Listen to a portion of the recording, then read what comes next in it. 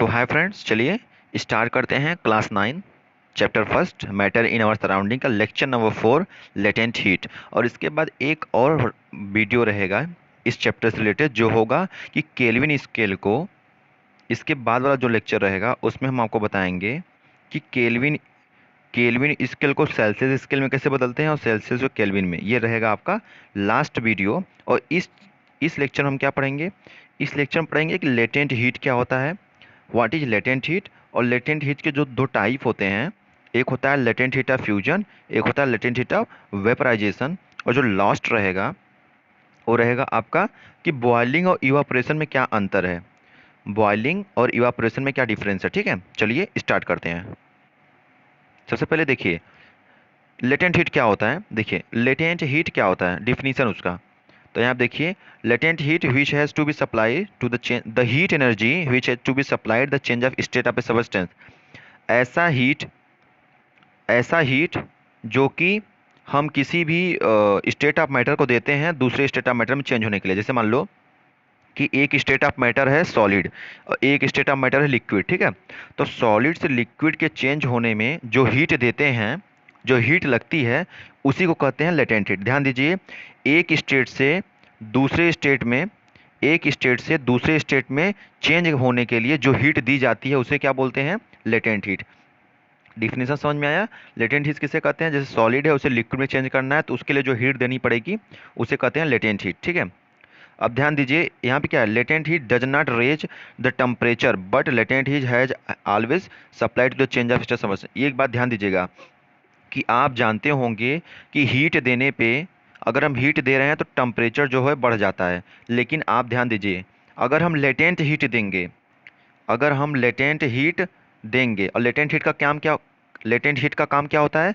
एक स्टेट से दूसरे स्टेट में चेंज करवाना। ठीक है, एक स्टेट से दूसरे स्टेट में चेंज होने के लिए जो एनर्जी लगती है उसे लेटेंट हीट कहते हैं। आप ध्यान दीजिएगा कि जो लेटेंट हीट होता है LH, जो लेटेंट हीट होता है उसको देने पे कभी भी उस स्टेट का टेम्परेचर नहीं बढ़ेगा। आप ये बात ध्यान में रखिएगा कि जनरली आप जानते हैं कि हीट देने पे अगर किसी चीज़ को गर्म करेंगे तो उसका टेम्परेचर बढ़ जाता है।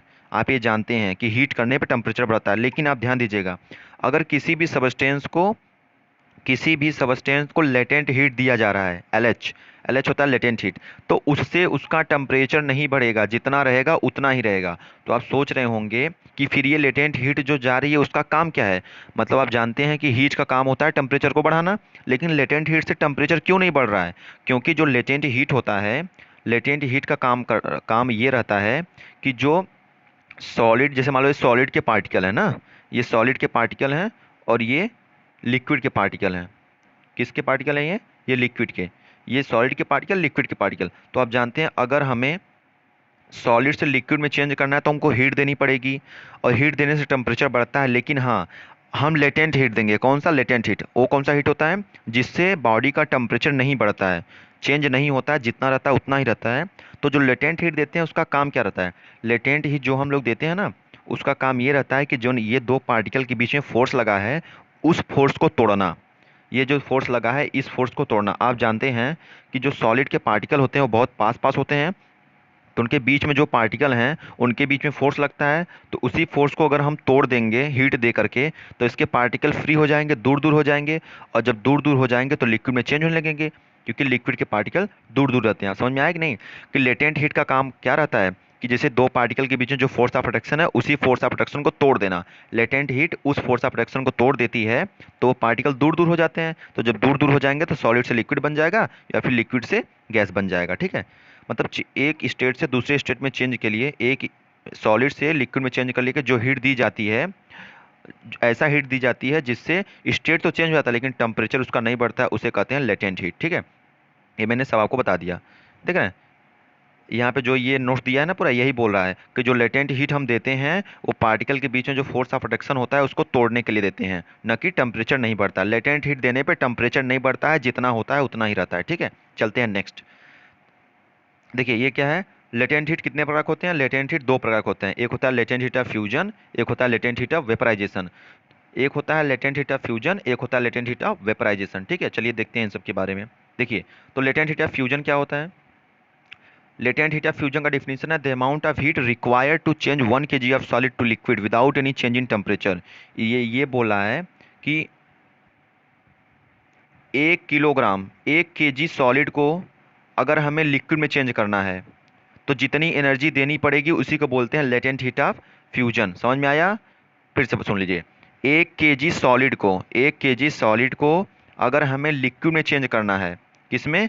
लिक्विड में, तो जितना हीट देना पड़ेगा, जितना लेटेंट हीट देना पड़ेगा उसी को कहते हैं लेटेंट हीट ऑफ फ्यूजन। समझ में आ रहा है कि नहीं? एक बार फिर से, 1 kg सॉलिड को लिक्विड में चेंज करने के लिए, 1 kg सॉलिड को, ध्यान दीजिएगा, 1 kg सॉलिड को लिक्विड में चेंज करने के लिए जितनी एनर्जी लगती है उसे कहते हैं लेटेंट हीट ऑफ फ्यूजन।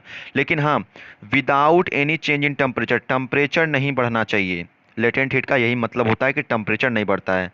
तो बिना टेम्परेचर बढ़े 1 kg सॉलिड को 1 kg लिक्विड में चेंज करना ही क्या होता है? Latent heat of fusion. जैसे मान लीजिए कि आपके पास 1 kg आइस है, 1 kg आइस है, अगर आप इसको वाटर में चेंज करना चाहते हैं, आइस क्या है? सॉलिड। तो अगर 1 kg सॉलिड को, यही डिफिनीशन है, 1 kg सॉलिड मतलब 1 kg आइस को अगर आप पानी में बदलना चाहते हैं तो जितना लेटेंट हीट लगे, मतलब जितना हीट उसमें लगेगा उसी को कहते हैं लेटेंट हीट ऑफ फ्यूजन। तो यहाँ आप देखिए, सबसे पहले मैं आपको जब बेसिक साइंस पढ़ा था उसमें एसआई यूनिट का एक लेक्चर होगा, सबसे lecture number first SI unit आप लोग पढ़ लीजिएगा कि एसआई यूनिट क्या होता है। तो एसआई यूनिट वो होता है जिसमें पूरे विश्व में उसको नापा जाता है, ठीक है। तो एसआई यूनिट देखिए, हीट का, एनर्जी का, वर्क का, तीनों का एसआई यूनिट जूल होता है। हीट, वर्क और एनर्जी, हीट, वर्क, एनर्जी, तीनों का एसआई यूनिट क्या होता है? जूल। ध्यान दीजिएगा। तो हीट को किस में नापते हैं? जूल में। तो आपको मैंने बताया कि 1 kg आइस को अगर लिक्विड वाटर में चेंज करना हो तो कितना लगेगा। तो यहाँ पे लिखा है, देखिए यहाँ पे लिखा है कि अगर 1 kg आइस को heat, latent heat of fusion means 1 kg ice को अगर पानी में बदलना है तो कितना हीट देनी पड़ेगी? हमको हीट देनी पड़ेगी 3.34 इंटू 10 के पावर में है, ये पावर में है 10 के पावर 5 जूल पर केजी। यहाँ पे देखिए, जूल क्या है? हीट, और किलोग्राम क्या है? वो कितना किलो था। तो समझ में आ गया ना? 1 kg आइस को अगर हमें पानी में बदलना है वाटर में तो कितना हीट देना पड़ेगा? इतना, 3.34 गुणे 10 के पावर 5। ठीक है, चलिए नेक्स्ट देखिए। अब लेटेंट हीट ऑफ वेपराइजेशन क्या होता है? तो लेटेंट हीट ऑफ वेपराइजेशन, देखिए ये लेटेंट हीट ऑफ वेपराइजेशन मतलब है अगर 1 kg लिक्विड को, 1 kg लिक्विड को गैस में बदलना हो या वेपर में बदलना हो उसे कहते हैं लेटेंट हीट ऑफ फ्यूजन। समझ में आ गया? यहाँ पे अगर 1 kg सॉलिड को वाटर में बदलना है, 1 kg सॉलिड को लिक्विड में बदलना है, ठीक है, सॉरी वाटर में नहीं, अगर 1 kg सॉलिड को लिक्विड में बदलना है तब जितना एनर्जी देनी पड़ेगी उसे कहते हैं लेटेंट हीट ऑफ फ्यूजन। और 1 kg लिक्विड को, 1 kg लिक्विड को गैस में बदलना हो तो क्या बोलते हैं? Latent heat of vaporization. लेकिन टेम्परेचर का चेंज नहीं होना चाहिए, यहाँ पे बार बार लिख रहा है without any change in temperature. ठीक है, चलिए आगे देखते हैं। तो जिस तरह से 1 kg आइस को पानी में बदलने के लिए 3.36 गुणे 10 के पावर 5 जूल पर केजी लगता था, क्या? हीट। तो इसी तरह पानी को गैस में बदलने के लिए कितना लगता है? 1 kg पानी को, मतलब 1 kg वाटर को अगर हम गैस में चेंज करना चाहें तो हमको इतना हीट देनी पड़ेगी। कितना? 22.5, देख लीजिए, 22.5 इंटू 10 to 5 जूल पर केजी। ठीक है, चलिए नेक्स्ट देखिए। अब वो तो खत्म हो गया, अब यहाँ पे है बॉइलिंग और इवापोरेशन में क्या अंतर है। इवापोरेशन और बॉइलिंग में क्या अंतर है, आप ध्यान दीजिए। तो मैं आपको बता दूं कि जैसे मान लीजिए ये कोई रखा है, दोनों कटोरी है, दोनों कटोरी में पानी रखा है, ठीक है, दोनों कटोरी में पानी भरा है। तो आप ध्यान दीजिएगा, अगर इवापोरेशन हो रहा होगा, अगर इवापोरेशन हो रहा होगा तो बस इसके ऊपर के जो पार्टिकल हैं वो जा रहे होंगे एटमॉस्फेयर में, ठीक है, जो ऊपर के पार्टिकल हैं वो केवल जा रहे होंगे। लेकिन जब बॉइलिंग होगा, ये इवापोरेशन है, और बॉइलिंग का मतलब ये होता है कि जो अंदर के पार्टिकल होंगे वो भी सब बाहर निकलते हैं, यही सब बॉइलिंग होता है, बुलबुला की तरह उबलने लगते हैं। ठीक है, मतलब जो इवापोरेशन होता है वो सरफेस का होता है। यहाँ आप देखिए, boiling is a bulk phenomena, मतलब बॉइलिंग जो होता है, जो डिफरेंस बता रहे हैं बॉइलिंग इवापोरेशन में, बॉइलिंग जो होता है वो बल्क फेनामेना होता है, मतलब वो अंदर तक की फेनामेना होती है। ठीक है, अंदर तक की फेनोमेना होती है। लेकिन particle from the bulk of liquid changes into vapour, मतलब जैसे मान लीजिए कि ये कोई टब रखा है, इसमें पानी है, तो जब बॉइलिंग करेंगे तो इसके जो अंदर पार्टिकल होंगे इसके जो अंदर पार्टिकल होंगे वो भी वाइपर में चेंज होते रहेंगे, ऊपर के नीचे के सब वाइपर में चेंज होंगे। लेकिन यहाँ पे ध्यान दीजिए, इवापोरेशन क्या होता है? Evaporation is surface phenomena, particle from the surface gain enough. मतलब इवापोरेशन जो होता है, जैसे हमारी ग्लास है इसमें पानी रखे हैं, इसमें पानी है, तो इसमें इवापोरेशन का मतलब होता है ये अंदर के पार्टिकल वेपर में चेंज नहीं होंगे, बस ऊपर के जो पार्टिकल रहेंगे यहाँ के, ये ऊपर जाएंगे, ठीक है। यही इवापोरेशन और बॉइलिंग में अंतर होता है, आप ध्यान दीजिएगा, ठीक है। बॉइलिंग मीन्स ये बल्क फिनोमेना है, अंदर के पार्टिकल भी वेपर गैस बन के ऊपर चले जाएंगे, लेकिन जब इवापोरेशन होगा तो सरफेस के पार्टिकल बस ऊपर जाएंगे, नीचे के नहीं जाएंगे, ठीक है। चलिए अब देखते हैं क्वेश्चन। क्वेश्चन क्या है देखिए, which is slow process evaporation and boiling. बताइए स्लो प्रोसेस कौन है, इवापोरेशन है कि बॉइलिंग है? अब बताइए। तो आप देख रहे हैं, देखिए इवापोरेशन क्या होता है? इवापोरेशन होता है बस सरफेस के जाएंगे, ठीक है, और नीचे के पार्टिकल नहीं जाएंगे। ये जो नीचे के पार्टिकल हैं ये वेपर में बन के ऊपर नहीं जाएंगे, बस सरफेस के जाएंगे। लेकिन बॉइलिंग में तो पूरे जाएंगे ना, ऊपर के भी नीचे के भी सब। इसलिए बॉइलिंग क्या होता है? फास्ट होता है, इवापोरेशन स्लो होता है, ठीक है। क्योंकि इवापोरेशन में बस ऊपर के पार्टिकल जाते हैं, तो जिसमें ज़्यादा पार्टिकल जाएंगे वो जल्दी इवापोरेट होगा, ठीक है। तो इसमें क्या होगा? इसमें कैंसर होगा, evaporation is a slow process, ठीक है। चलिए देखते हैं।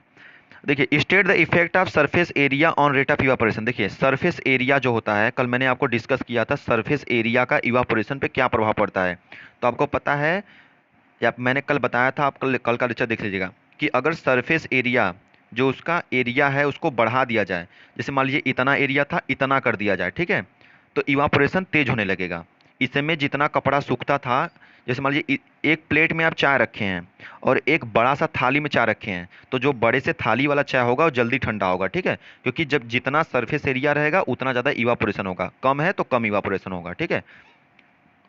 और तीसरा क्या है? तीसरा देखिए वाई, इसमें लिखा है why are we able to sip hot tea faster from saucer rather than from cup. ये क्या बोल रहा है? ये बोल रहा है कि अगर मान लीजिए कोई प्लेट है, ये प्लेट है, और ये प्लेट हो गया, और एक कप है, ठीक है, ये कप हो गया और ये प्लेट है। अगर कप में चाय रखी है, ये कप में चाय है और प्लेट में चाय है, तो ये पूछ रहा है कि इसमें जल्दी ठंडा हो जाता है। ये पूछ रहा है कि इसमें जल्दी ठंडा होता है, इसमें कम, क्यों? तो आपको पता है कि इसका सरफेस एरिया जो है वो ज़्यादा है और इसका सरफेस एरिया कम है, मतलब इसका जो एरिया है वो बहुत छोटा है। देखिए इतना एरिया है बस, लेकिन इसमें कितना है? इसमें देखिए ये पूरा इतना है, तो जितना ज़्यादा सरफेस एरिया उतना तेज इवापोरेशन होगा और उतनी तेज ठंडा हो जाएगी, ठीक है, चाय। चलिए एक बात ये याद रखिए, ये मोस्ट इंपॉर्टेंट है क्वेश्चन जो दिया है इसमें, इसमें का पूरा जो दिया है मैं आपको बता दे रहा हूँ, ठीक है। इसमें बोल रहा है, ये आप पढ़ लीजिएगा, इसमें बोल रहा है कि ना कि आप 100 डिग्री सेल्सियस पे, आप पता है 100 डिग्री सेल्सियस पे पानी उबलने लगता है, ठीक है। 100 डिग्री सेल्सियस पे वाटर जो होता है वो उबलने लगता है, मतलब ये बॉइलिंग पॉइंट होता है, ठीक है। बॉइलिंग पॉइंट ऑफ वाटर क्या होता है? 100 डिग्री सेल्सियस। समझ में आ रहा है? The temperature at which any thing can be boil. ऐसा टेम्परेचर जिसपे कोई भी चीज़ बॉयल होने लगे उसको कहते हैं उसका बॉइलिंग पॉइंट। तो 100 डिग्री सेल्सियस पे पानी उबलने लगता है। तो ये पूछ रहा है कि जो 100 डिग्री सेल्सियस का पानी होता है वो कम खतरनाक रहता है उसके भाप से। आपको पता होगा ना, आप सुने होंगे कहीं कि जो गर्म भाप होता है वो ज़्यादा खतरनाक रहता है। जो हॉट स्टीम होती है, जो हॉट स्टीम गर्म भाप होती है पानी की, वो ज़्यादा खतरनाक होती है किससे? देन वाटर, हॉट वाटर से। मतलब जो गर्म पानी है उससे कहीं ज़्यादा खतरनाक होता है गर्म भाप। आपको पता है अगर गर्म पानी आपके शरीर पे चला जाए तो आपको जलन होगी, वो जल जाएंगे ना, लेकिन अगर आप गर्म भाप में अपना मुंह डाल दें तो पूरा मुंह जल जाएगा, ठीक है। इसलिए गर्म भाप बहुत खतरनाक होता है। क्यों होता है? आप ध्यान दीजिए, यहाँ पे लिखा है due to fact the steam contain more heat in the form of latent heat than boiling water. ये बोल रहा है ऐसा इसलिए होता है क्योंकि जो स्टीम है, जो हॉट भाप है, जो गर्म भाप है, उसके पास ज़्यादा लेटेंट हीट होता है, ठीक है। स्टीम के पास ज़्यादा लेटेंट हीट होता है किससे? बॉइलिंग वाटर से। मतलब गर्म पानी से ज़्यादा लेटेंट हीट किसके पास होता है? स्टीम वाटर के पास। इसलिए स्टीम वाटर ज़्यादा खतरनाक होती है। समझ में आ रहा है? जो स्टीम वाटर होता है, जो भाप का पानी होता है, और जो बॉइलिंग वाटर रहता है, जो उबल रहा पानी होता है, तो भाप का पानी ज़्यादा खतरनाक होता है। क्यों? क्योंकि स्टीम वाटर के पास लेटेंट हीट ज़्यादा होता है किससे? बॉइलिंग वाटर से। इसीलिए गर्म भाप ज़्यादा खतरनाक होता है, ठीक है फ्रेंड। चलिए, तो थैंक यू, और आशा करते हैं आपको अच्छे से समझ में आया होगा, और आगे पढ़ते रहिए, और इसके बाद क्लास 9 चैप्टर 1 फिनिश हो जाएगा। एक लेक्चर और है केल्विन स्केल को कैसे हम सेल्सियस में, और सेल्सियस को कैसे हम केल्विन में चेंज करते हैं। चलिए थैंक यू, और सब्सक्राइब कर दीजिए, लाइक कर दीजिए, ठीक है फ्रेंड।